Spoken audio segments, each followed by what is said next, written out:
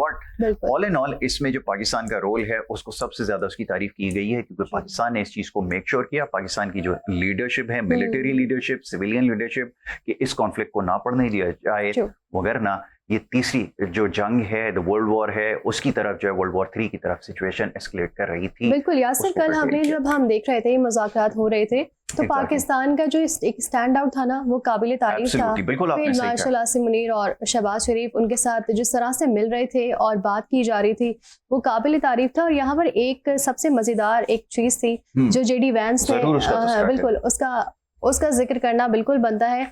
और उन्होंने कहा कि मैं सबसे ज्यादा जितनी ज्यादा इन दिनों में बात की है वो फील्ड मार्शल आसिम मुनीर से की है, और दो उनके सबसे करीबी लोग हैं, एक भारतीय और एक पाकिस्तानी। भारतीय में उनकी अहलिया है और पाकिस्तानी में फील्ड मार्शल आसिम मुनीर है। तो ये बहुत मजे की एक स्टोरी थी जो हमने आपके साथ। तो ये आपने बिल्कुल ठीक कहा, उन्होंने अपनी स्पीच का जो आगाज है इसी तरह से किया।